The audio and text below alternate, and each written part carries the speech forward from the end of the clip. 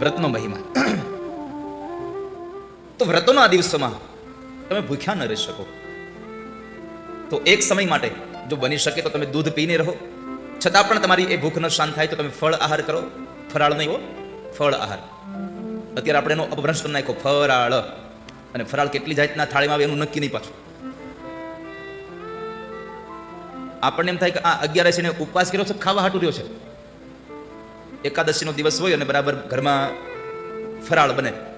તમે જો તો ભાતના ફરાળ બનાવે બેનો અત્યારે.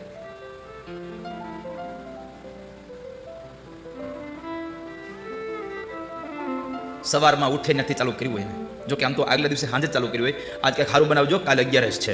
લે, કેટલા લોકો 11 રહો છો? હાથ ઊંચો કરો.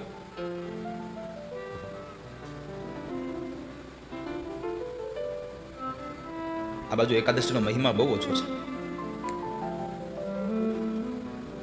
જરાય અસત્ય વચનો નથી મારા, યાદ રાખજો. શાસ્ત્ર એમ કહે છે કે જે માણસ એકાદશીના દિવસે અનાજ ખાય એ અનાજ નથી ખાતો. એકાદશીના દિવસે અનાજ ખાનારો માણસ પાપને ખાય છે. 11 હોય તો અનાજ ન ખાવ, ભલે તમે તમારે ફરાળ ગમે તેટલું ખાવ, પણ એકાદશીના દિવસે અનાજ ન ખાવ. બહેનોને મારી પ્રાર્થના છે, ઘરમાં એકાદશીના દિવસે રસોઈ જ ન બનાવો.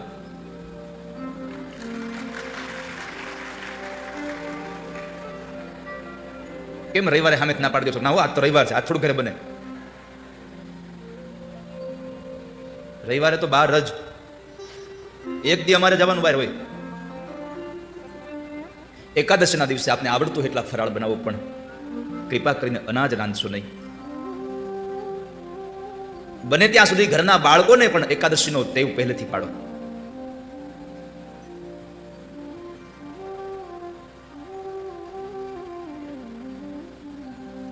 એકાદશીના દિવસે હાથમાં આવેલો પ્રસાદ પણ, શાસ્ત્રમાં એક વાક્ય કહ્યું છે કે યમુના સો જળ નહીં, તુલસી સો વૃક્ષ નહીં, મહાપ્રસાદ અન્ન નહીં, આવું કહ્યું છે.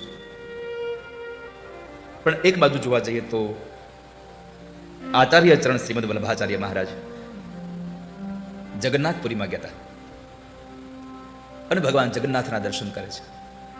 એકાદશીનો દિવસ હતો. ભગવાનના દર્શન કરે એટલા ભાવવિભોર થાય છે. હરી હરી હરી હરી કરતા હતા. અને એ સમયે જગન્નાથ ભગવાનના મંદિરના પૂજારીએ હાથમાં પ્રસાદ આપ્યો છે. એકાદશીનો દિવસ છે. જગન્નાથપુરી ગયા હશો ને ખબર હશે કે એક ત્યાં પ્રસાદ શું મળે છે. કેટલા લોકો જગન્નાથપુરી ગયા છો અહીંથી? શું પ્રસાદ મળે ત્યાં? શું મળે? ભાત. આ સંસારનો કોઈ જીવ એમ કહે માણસ આ દુનિયામાં ભગવાન નથી, જગન્નાથપુરી મોકલજો ને, હાલ તને ભગવાન બતાવો. જગન્નાથપુરીમાં ભગવાનનો જે પ્રસાદ રંધાય છે એ એક ચૂલા ઉપર માટલું મુકાય, એની પર બીજું માટલું, એની પર ત્રીજું માટલું, આમ કરતા કરતા 7 માટલાઓ મુકાય છે. અને પેલું નીચેનું જે માટલું છે એની નીચે અગ્નિ પ્રગટાવવામાં આવે. જે માટલાને અગ્નિ સ્પર્શ થાય છે એ માટલું પેલા ચોખ્ખાથી રંધાવવું જોઈએ, એના બદલે સૌથી ઉપરનું માટલું પેલા રંધાઈ જાય છે. વિજ્ઞાન આવીને પણ પાછું ગયું છે. આવું કેમ? ઈ છે બ્રહ્મ. એક સાબિતીથી ન માને તો બીજી સાબિતી આપજો. જગન્નાથ ભગવાનના મંદિર ઉપર એક નીલ ચક્ર છે. જોયું છે નીલ ચક્ર? જેટલા લોકો ગયા છે ને ખબર છે કે નીલ ચક્ર છે એ નીલ ચક્ર ગોળ છે. હવે આમ હોય, તમે અહીંયા ઉભા રહ્યો તો નીલ ચક્ર તમારી સામે આવે, અહીંયા ઉભા રહ્યો તો ન આવે. પણ તમે ગમે તે દિશામાં ઉભા રહ્યો, નીલ ચક્ર તમારી સામે દેખાય. આ ભગવાનની બીજી મહત્તા છે. ત્રીજું, ભગવાનની ધ્વજા છે એ પવનની સામે દિશામાં ફરકે છે. અને ચોથું, ભગવાનના મંદિરના દરવાજાનો ઉમરો ઓળંગીને અંદર જાવ એટલે દરિયાનો અવાજ સંભળાતો બંધ થઈ જાય અને ખાલી ઉમરો મૂકીને બહાર આવો તો તમને દરિયાના ઘૂઘવાટા સંભળાય. ત્યાં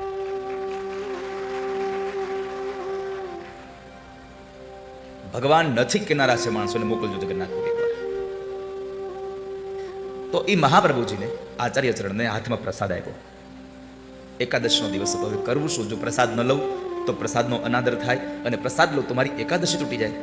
અને એમાં એ ખાસ કહ્યું છે કે એકાદશના દિવસે કદાચ તમે ઉપવાસ ન કરી શકો, ન રહી શકતા હોય, તમને ન રુચિ હોય, ભોજન કરવું જ પડે એમ હોય તો જમી લો, પણ એ દિવસે કૃપા કરીને તમારા ઘરમાં ભાત ન રાંધશો, ક્યારે ચોખા ન બનાવશો.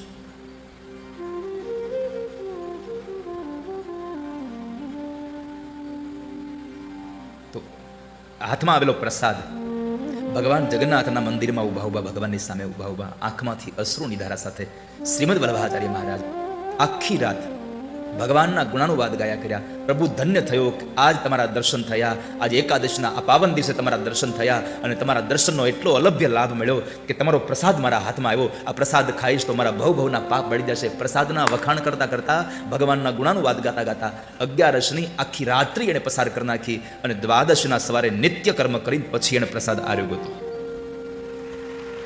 આવી વ્રતની નિષ્ઠા હોય તો ભગવાન ફળે, તો આપણા વ્રતનું પુણ્ય મળે.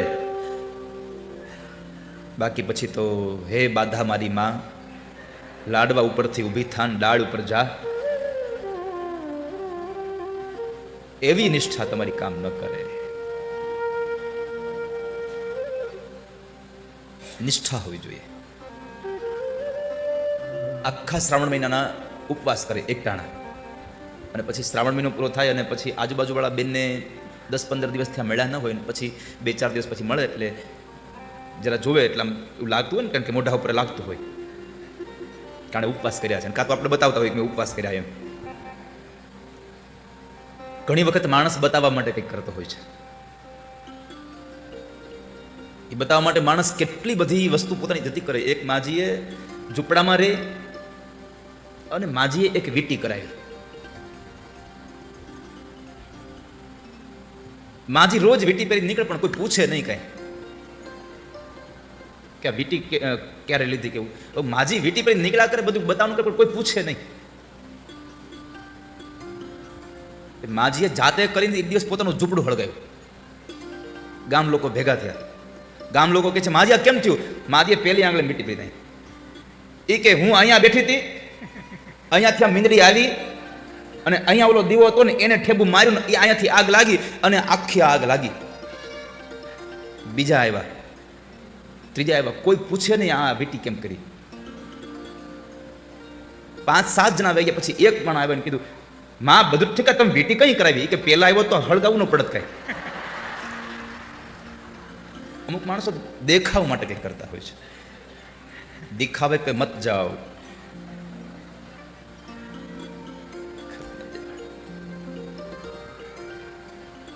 તો બેન તારું તો મોઢું હમણાં કંઈક ખાવ લેવાઈ ગયું. હા, મેં આખા મહિનાના ઉપવાસ કર્યા એટલે વજન ઘટી ગયો. પણ એ બેન બોલવાનું ભૂલી જાય, મારો નહીં વેફરના ડબ્બાનો. પણ એકાદશીના મારો કહેવાનો મૂળ ભાવ છે કે વ્રત કરજો વાલા, ઉપવાસ કરજો. પ્રિયવ્રત નામ છે કે વ્રત જેને પ્રિય છે.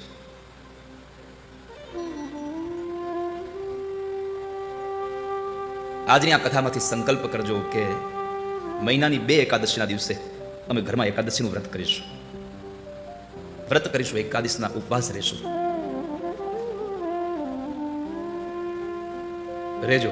રહેશો ને? કેટલા જણા રહો?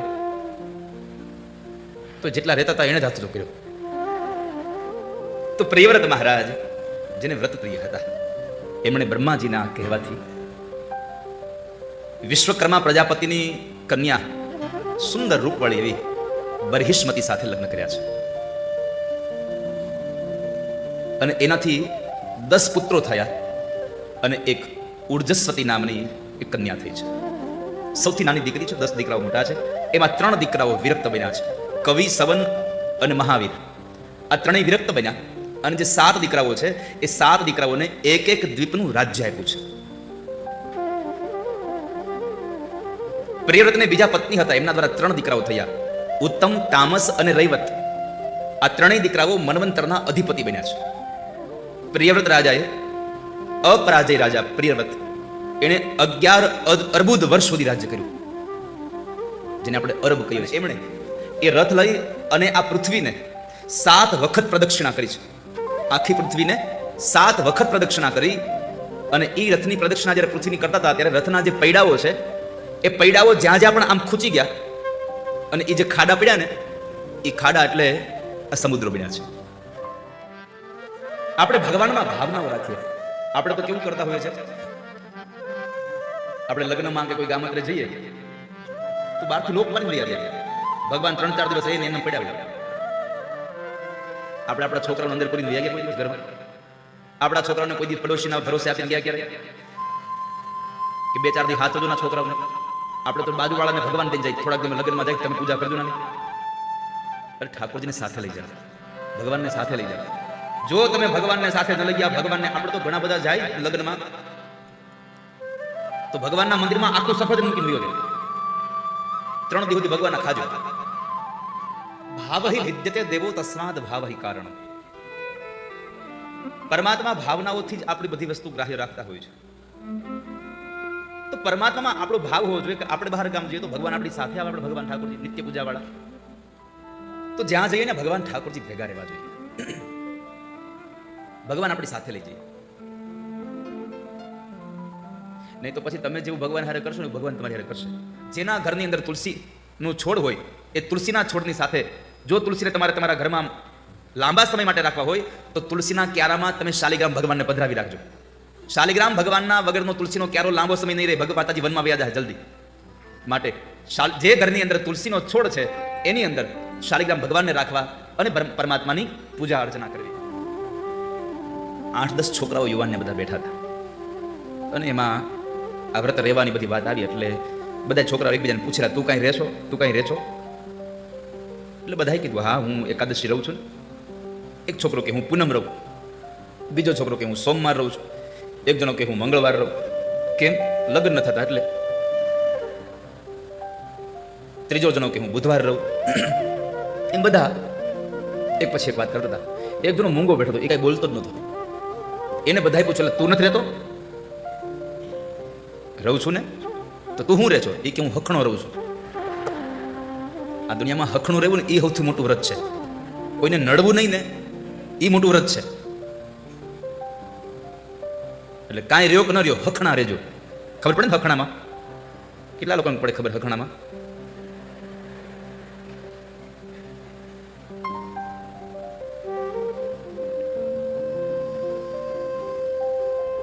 અને કહેવાય છે આ દુનિયામાં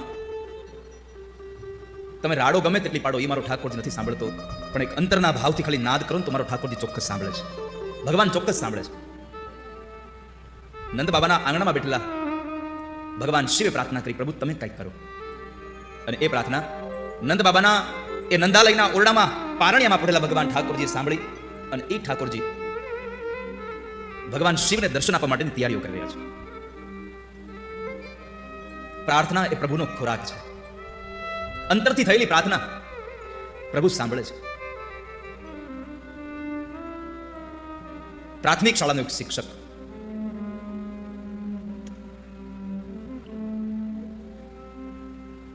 અને છાણીથી રોજ પોતાના સ્કૂલનું કામ પતે અને એ દિવસોમાં જો પૂનમ આવતી હોય તો પૂનમના દર્શન કરવા ડાકોર જવાનો નિયમ રાખેલો. અને એ પ્રાથમિક શાળાના શિક્ષકનું નામ હતું મનસુખરામ માસ્તર. ભગવાન ડાકોર વાળામાં અનન્ય ભાવ, રણછોડ રાયનો અનન્ય ભગત.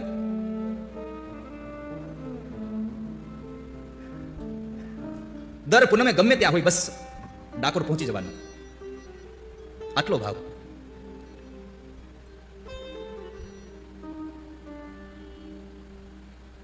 ત્યારે કહેવાય છે ને કે આ દુનિયામાં સારા માણસો હોય ને એના વિરોધી બહુ હોય. પાછા તમે સારું કામ કરતા હોય ને એના વિરોધી બહુ હોય.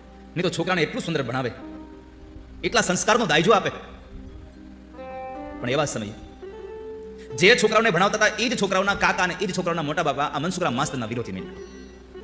અને એમણે વડોદરાની આ ગાયકવાડ સરકાર હતી ત્યારનો આ પ્રસંગ છે, સત્ય ઘટનાનો. પુનિત મહારાજે પોતાના એ શબ્દોમાં લખ્યું છે કે ત્યારે ગામના લોકોએ એક અરજી વડોદરાની જિલ્લા શિક્ષણ અધિકારીની કચેરીમાં કરી કે અમારા ગામમાં એક મનસુખરામ ભગત કરીને શિક્ષક છે, એ ભગત છે, છોકરાઓને હરખું ભણાવતો નથી અને વારા ઘડીએ જ્યારે હોય ત્યારે ડાકોર વયો જાય છે, એટલે આ ભગતનો શિક્ષક અમારે જોતો નથી. કાં આને અહીંથી બદલી કરો ને કાં આને સસ્પેન્ડ કરો, અમારે આ જોતો નથી. ગામ હોય ને ત્યાં ભગવાન મહાદેવના ઘરેણાય હોય, બોરિંગ તત્વો, જેનું કામ હોય ડંખવાનું જ, એને કઈ કરવો ન કરવો ડંખા જ કરે.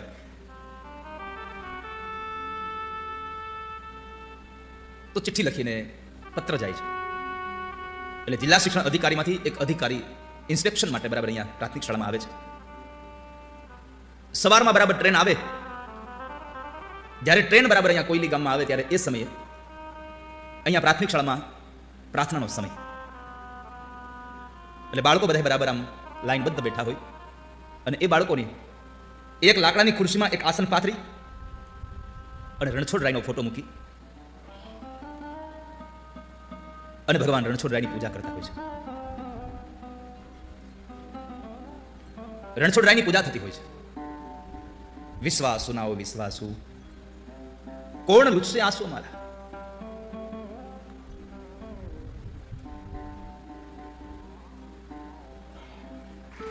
તો રણછોડરાયની પ્રાર્થના કરે.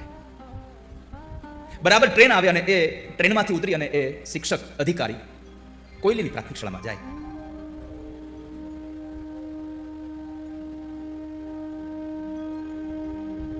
પ્રાર્થના ચાલતી હતી. અધિકારીની સાથે એની બેગ ઉપાડવા માટે એક વ્યક્તિ સાથે હતો, એનો પ્યુન, એનો કારકુન.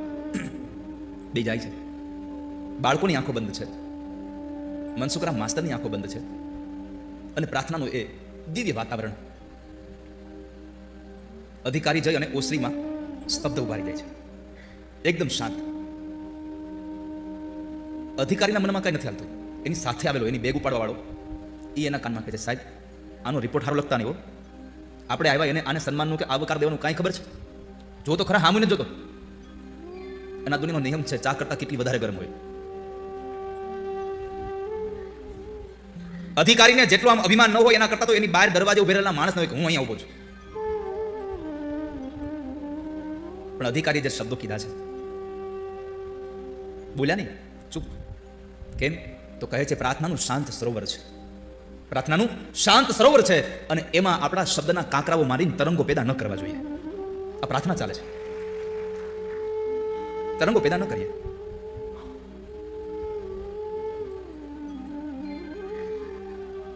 પ્રાર્થના પૂરી થઈ. મનસુખરામ માસ્તરની આંખ ખુલે છે. જુએ તો પોતાના ઉપરી અધિકારી છે. જઈને પ્રણામ કર્યા છે. સાહેબ માફ કરજો, હું પ્રાર્થનામાં હતો, મને ખ્યાલ ન રહ્યો, તમે આવ્યા, હું તમારું સન્માન ન કરી શક્યો. અરે અરે મનસુખરામ, કઈ વાંધો નહીં. મનસુખરામ માસ્તરે બે હાથ જોડી પ્રણામ કર્યા. આ દ્રશ્ય એના સ્કૂલના શિક્ષકો વિદ્યાર્થીઓ જોયું એટલે સમજી ગયા કે અમારા ગુરુજી કોઈને પગે લાગે છે તો આ પગે લાગવા જેવું કોઈ પાત્ર હશે. બધા ઉભા થઈને પોતાના એ અધિકારીને પગે લાગે છે. અધિકારી રાજી થઈ ગયો કે છોકરામાં કેટલા સંસ્કારો છે. સાહેબ તમે આવવાના હતા, મને ખબર જ નથી. કોઈ કારણસર? અધિકારી સામે પૂછે છે કે મનસુખરામ તમને નથી ખબર? ના સાહેબ. તો સાંભળો, તમારા ગામના લોકોએ તમારા વિરુદ્ધમાં અરજી કરી છે.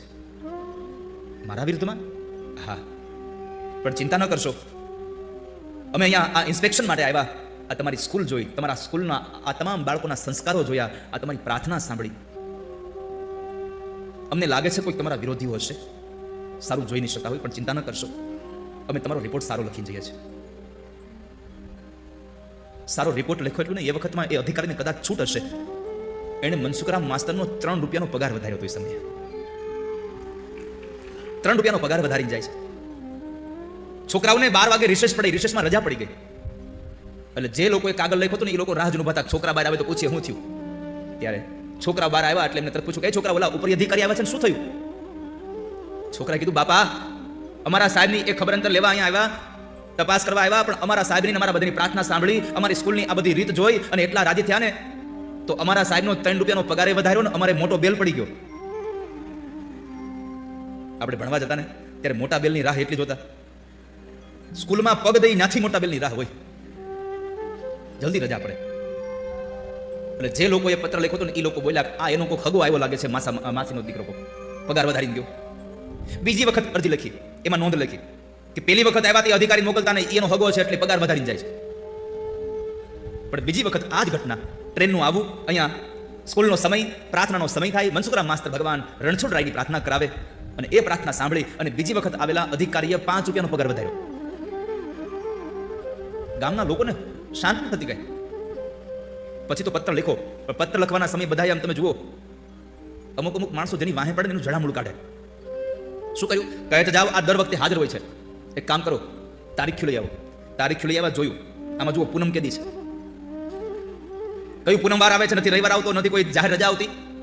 લખો પત્રમાં કે આ વખતે બીજા કોઈ અધિકારી ન આવે, સ્વયં પોતે જિલ્લા શિક્ષણ અધિકારી પોતે આવે અને આ તારીખે આવે. બધી સ્પષ્ટતા લખી દીધી. એક જણાને કામ સોંપ્યું કે તું જોજે ઓલો જાય છે કે નહીં ડાકોર. અને મનસુખરામનો નિયમ હતો ગમે તેમ થાય પણ પૂનમના દિવસે ડાકોર રણછોડરાયના દર્શન કરવા.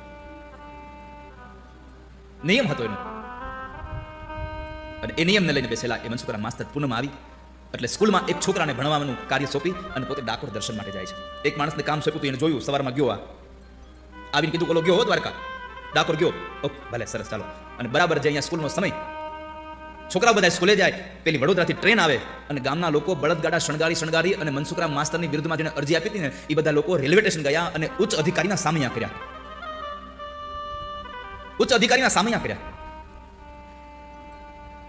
લોકો તો આનંદમાં છો, આજ આપણું કામ થઈ ગયું. પણ બીજી બાજુ રેલવે સ્ટેશનથી જ્યારે એ લોકો અધિકારીને લઈને નીકળે, આ સમાચાર ડાકોર ગયેલા મનસુખરામ માસ્તરના પત્ની ઉજમબાઈને ઘરે ખબર પડી, મારા પતિની પાછળથી આ લોકો અહીંયા તપાસ બોલાવી છે, આજ મારા પતિની નોકરી જશે. ઘરમાં ગયા છે, લાકડાના એક પાટલા ઉપર એક વસ્ત્ર બિછાવી, ભગવાન રણછોડરાયનો એક ફોટો રાખી અને ઘીનો દીવો પ્રગટાવીને આંખમાંથી આંસુની ધાર સાથે કીધું કે હે ડાકોરવાળા, મારા પતિની નોકરી જાય ને એનો ડર નથી, પણ મારો પતિ જેને ભજે છે ને એને બાનાની પત જાય ને એનો ડર છે અમને. મારા પતિનો ભરોસો ઉડી જાય. આ દુનિયા ભરોસો નહીં કરે કે જેને ભગવાનને ભજ્યો એનું થયું શું. શક્તાસુર નામનો એક અસુર આવે છે કે જે અસુરે બળદગાડાનું રૂપ લઈને આવ્યો હતો. ભગવાને એનો પણ ઉદ્ધાર કર્યો. શક્તાસુર એટલે ભોગ વૃત્તિ. અવિદ્યા જાય એટલે ભોગ આવે, સારું સારું ખાવું, પહેરવું, ઓઢવું, હરવું, ફરવું, આ બધું આવે. જો પરમાત્મા અહીંયા લખ્યું છે કે ભગવાનને જ્યારે બળદગાડા નીચે પાણી બાંધીને માતાજીએ સુવાડ્યા પછી ભગવાને લાત મારી અને શક્તાસુરનો વધ કર્યો છે. નહીં તો ભગવાન ધારતો મુષ્ટિકા માર ન માન નાખે, પણ ભોગ વૃત્તિ હતી એટલે પરમાત્માએ લાત મારી કે અમુક સમય થાય ને એટલે ભોગને પાટું મારી દેવાનું હોય. નથી કહેતા ભાઈ મેં ઠેબુ મારી દીધું, હવે ન જોઈ મારે. જેમ દિનેશભાઈ કેમ આપણે પેલા બીજા દિવસે માવાને ઠેબુ માર્યું, એને શું કહેવાય સંદીપભાઈ? અહીં બોલો માવાને શું કે તમારે? ખરો. હા, ખરો. આ ખરો માળો હારો ખરો. જેનું મોઢું કેટલું મલક થાય, પણ બહુ અઘરું છે. સ્વામીને વ્યસન મૂક્યું હોય પેલા કથા ચાલુ થઈ ત્યારે વ્યસન છોડાવવાની પાસે કીધું વ્યસન છોડી દો એટલે ઉપાધિની વારા ઘડીએ બહાર થૂકવા જવાની. કેટલો ફાયદો. 5-25 માણસોની વચ્ચે બેઠા હોય તો વ્યસન ન હોય તો ઊભું ન થવું પડે. બાકી તમે 5 જણની વચ્ચે બેઠા હોય તો ઓલી 3 ઇંચની બીડી તમારા ખીચામાં પડી હળવળ કરે, હાલે બહાર, હાલ. અને એ 3 ઇંચની બીડી 5 ફૂટના માણાને મંડપની બહાર લઈ જાય અને પછી ઊભી બીડી એ માણાને પીવે. આપણે બીડી પીએ છે પણ આપણે નથી પીતા, એ સિગારેટ તમને પી જાય છે અને અકાળે મોત આપી જાય છે, અકાળે રોગ આપી જાય છે. તો શક્તાસુરનો ભગવાને વધ કર્યો છે. ત્યારબાદ તૃણાવ્રત નામનો એક અસુર આવે વંટોળિયાનું રૂપ લઈને, અને એ વંટોળિયાના રૂપમાં આવેલા એ તૃણાવ્રતને પણ પરમાત્માએ માર્યો. ત્યારે પરમાત્માના 5 નિયમો હતા. ભગવાન જ્યારે એ તૃણાવ્રતને લઈને જાય છે ને મથુરા તરફ ગતિ કરી, પરમાત્માએ ના પાડી કે ભાઈ ગોકુળની બહાર નહીં જવાય, કારણ મારા 5 નિયમો. ભગવાન જેવા ભગવાન 5 નિયમ રાખે, આપણે માણસ છીએ, એકાદો તો નિયમ રાખીએ જીવનમાં. સવારમાં ઉઠીને ભગવાનના નામની એકાદી માળા ફેરવાનો નિયમ રાખીએ. અરે રોજ સવારમાં ઉઠીને કાં તો ચકલાને ચણ નાખવાનો નિયમ રાખીએ, કૂતરાને રોટલા ખવડાવવાનો, ગાયોને નિરણ નાખવાનો એકાદો નિયમ રાખીએ. જીવનમાં કોઈ એકાદો સારો નિયમ રાખો. નિયમ રાખશો ને તો જીવન ધન્ય બનશે તમારું. અને નિયમ વગરનું જીવન બ્રેક વગરની ગાડી જેવું છે, ગમે ત્યાં ભટકાઈ જાય. માટે નિયમ રાખજો. પરમાત્માને 5 નિયમો હતા. જો કે શાસ્ત્રમાં તો કહ્યું છે 5 નિયમ મોટા, પછી 11 ને પછી નાના તો કેટલાય છે વાતો. પણ 5 નો રાખો તો કઈ નહીં, એક નિયમ તો રાખો. આજથી નિયમ લેજો કે આવતીકાલ સવારમાંથી ભગવાનની કે માતાજીની એક માળા કર્યા વગર ઘરની બહાર પગ નહીં મૂકું. મારા ઘરમાંથી, મારા ઘરમાં કાં તો ભવાની અષ્ટકમનો પાઠ થાય, કાં તો દામોદર સ્તોત્રનું ગાન થાય, પછી અમે ઘરેથી જશું. એ કાં તો નિયમ લઈને જાજો અહીંયાથી. અને કથામાંથી નિયમ લેશો ને તો તમને કથા જિંદગી ભર યાદ રહેશે. નિયમ એવો હોય કે ફરે નહીં પાછો. નહીં તો આગળ મેં કહ્યું એમ ન હોય નિયમ. લાડવાનો નિયમ લીધો, લાડવા નહીં ખાવ, અને લાડવો બરાબર થાળીમાં આવ્યો પછી કહે હે બાધા મારી માં, લાડવા ઉપરથી ઊભી થાય ને ડાળ ઉપર જા. એવો નિયમ ના હાલે. નિયમ હોય તો જિંદગી ભર બસ એ નિયમ કાયમ રહેવો જોઈએ. નિયમ તૂટવો ન જોઈએ. પરમાત્માના 5 નિયમો હતા. પહેલો નિયમ, હું 11 વર્ષનો ન થાઉં ત્યાં સુધી ગોકુળ અને વ્રજ છોડીને બહાર નહીં જાઉં. ભગવાન જ્યારે વ્રજમાંથી નીકળ્યા ત્યારે 11 વર્ષ અને 52 દિવસ ભગવાનની ઉંમર હતી. બીજું, મારા માથાના વાળ નહીં ઉતરાવું. ભગવાનની બહુ મોટી ઝુલ્ફો હતી. ત્રીજો નિયમ હતો, હું સીવડાવેલા વસ્ત્ર ધારણ નહીં કરું. ચોથો નિયમ હતો ગોકુળ ને વ્રજમાં રહું ત્યાં સુધી હું હથિયાર હાથમાં ધારણ નહીં કરું, અસુરોને મારીશ પણ હથિયાર વગર મારીશ. અને પાંચમો નિયમ હતો કે જ્યાં મારી ગાયો ઉઘાડા પગે ચાલે એ વ્રજ અને ગોકુળમાં રહું ત્યાં સુધી પગમાં પગરખા નહીં કરું. ભગવાન ગોકુળમાં ઉઘાડા પગે ચાલ્યા છે, વ્રજમાં પરમાત્મા ઉઘાડા પગે ચાલ્યા છે. અને વ્રજ એટલે શું? નાના એવા શબ્દમાં કહેવું હોય તો વ્રજ એટલે બીજું કંઈ નથી, આપણા બ્રહ્મના તળિયાની રજ એ જ આપણું વ્રજ છે વાલા. ભગવાનના તળિયાની જે રજ છે એટલે તો આપણે અહીંયાથી જૈન રમણરીતિમાં આપણે લોટીએ છીએ, અહીંયાથી જૈન રમણરીતિમાં આપણે નાહીએ છીએ. શું કામે? આપણો ઠાકોરજી ઉઘાડા પગે ચાલ્યા હતા. એક પતિ પત્ની હતા. પ્રેમ શું કહેવાય? પ્રેમમાં કેટલું સમર્પણ હોય. પોતાનું જીવન ગુજારે છે અને પતિ પોતે એક સામાન્ય નોકરી કરે છે,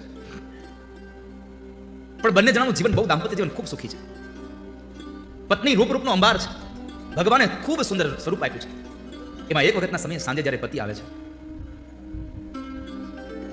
બંને જણા બેઠા છે અને એ સમયે પત્ની જરા વાત કરે છે, સાંભળ્યું ભગવાને મને કેટલું સુંદરતા આપી છે, મારી આંખો આટલી સુંદર છે, મારા કાન આટલા સુંદર છે, મારું મુખ આટલું સુંદર છે, મારા વાળ તો જુઓ કેટલા સુંદર છે, એકદમ રેશમી મારા વાળ છે. પણ કેવું છે નહીં, તમારે પગાર ઓછો છે ને તો હું હારી પીને નથી લઈ શકતી, સારું એક બક્કલ નથી નાખી શકતી મારા માથામાં, તમારો પગાર ઓછો, માંડ પૂરું થાય છે, એક બક્કલ લઈ દો ને મને. પતિ કહે છે, અરે તને તો ખબર છે કે માંડ કરીને આપણું પૂરું થાય છે, હું તને કેમ આ બધું લઈ દઉં? તને ખબર છે કેટલાય દિવસથી મારી ઘડિયાળનો બેલ્ટ તૂટી ગયો છે, બેલ્ટ નખાવાના પૈસા નથી આપણી પાસે. જરા પતિનું મોઢું આમ જરા દુખી જેવું લાગ્યું એટલે પતિ કહે છે, અરે અરે પણ તમે દુખી શું કામ થાવ છો? હું તો ખાલી તમને કહું છું, તમને ચિંતા ન કરો. અરે જ્યારે પૈસા થાય ત્યારે આપણે લેશું બકલ, ચિંતા ન કરો. પત્ની પોતાના કામમાં લાગી જાય છે, પતિ પણ પોતાના કામમાં લાગે. બીજા દિવસે પતિ પોતે નોકરીએ જાય છે, સવારથી સાંજ સુધી પોતાની નોકરી કરી અને જ્યારે ઘરે આવે છે ચાલતું બેગ લઈને, ત્યારે રસ્તામાં એક ઘડિયાળની દુકાન આવે છે. પગથિયું ચડીને ઘડિયાળની દુકાને જાય છે. તૂટી ગયેલા બેલ્ટ વાળું એક ડાયલ કાઢી અને ટેબલ ઉપર મૂક્યું. એટલે દુકાન માલિક આમ જોઈને કીધું કે ભાઈ કયો બેલ્ટ નાખી દઉં, ભારે નાખું કે સસ્તો નાખું? એટલે પુરુષે કીધું કે શેઠ મારે બેલ્ટ નથી નાખવો, મારે ઘડિયાળ વેચવી છે, મારે આ ઘડિયાળ વેચી દેવી છે. જેટલા પૈસા આવ્યા એટલા પૈસા લઈ અને પોતે ઘર તરફ વયો જાય છે. ઘર તરફ જાય માર્ગમાં કટલેરીની દુકાન જોઈ જાય છે અને ત્યાંથી ઘડિયાળ વેચવાના જે પૈસા આવ્યા એમાંથી પોતાની પત્ની માટે સુંદર મજાની માથાની પીનો લઈને ઘરે જાય છે. મારી પત્નીએ ક્યારેય મારી પાસે કશું માંગ્યું નથી, આજ પહેલી વાર માંગ્યું છે અને આટલા વર્ષોથી અમારા બેનો આટલો પ્રેમ છે, તો લાવને હું ઘડિયાળ ક્યારેક પછી પહેરીશ. હરખાતો કે મારી પત્ની રાજી થશે.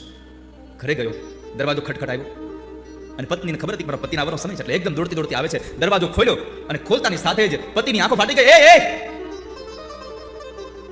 આટલો જ શબ્દ બોલાયો, બીજું કંઈ ન બોલાયું. પતિની આંખો ભરાઈ ગઈ, પતિની આંખોમાંથી આંસુ જાય છે. રડતી આંખે કહે છે કે આ તે શું કર્યું? પત્ની જરા હાસ્ય સાથે કહે છે, અરે તમે આમાં આટલા બધા આશ્ચર્યચકિત શું થઈ ગયા? ભાઈ આવો, મેં તમારી પાસે કાલે પિન માગી, પણ તમારી પાસે પૈસા ન હતા એટલે તમારું જરા તમને દુઃખ લાગ્યું. તમારી પાસે ઘડિયાળનો બેલ્ટ નાખવાના પૈસાનો પિન ક્યાંથી લઈ આવી આપો? એટલે મેં મારા માથાના વાળ કાપી એને વેચીને તમારા માટે ઘડિયાળનો બેલ્ટ લઈ આવીશું. એક બાજુ પતિએ પોતાની ઘડિયાળ વેચી અને પત્ની માટે માથાની પિન લઈ આવ્યો, બીજી બાજુ પત્નીએ પોતાના વાળ કાપીને એને વેચીને પતિ માટે ઘડિયાળ માટેનો બેલ્ટ લઈ આવે. આવો પ્રેમ હોય ને વાલા, આને પ્રેમ કહેવાય, સમર્પણનો ભાવ હોય, આને પ્રેમ કહેવાય. પ્રેમમાં કશું લેવાનું ન હોય, પ્રેમમાં તો આપી દેવાનું હોય, સમર્પણનો ભાવ હોવો જોઈએ. પ્રેમ સમર્પણ કરાવી દે. પ્રેમ સબ કોઈ કહે, પ્રેમ ન જાને કોઈ, સ્વાર્થ રહિત નિડર રહે, જો પ્રેમ વિનાશો હોય. જ્યાં સ્વાર્થ ન હોય ને ત્યાં પ્રેમ હોય છે. કેટલું મળ્યું એ પ્રેમ નથી, મેં કેટલું આપ્યું એ પ્રેમ છે.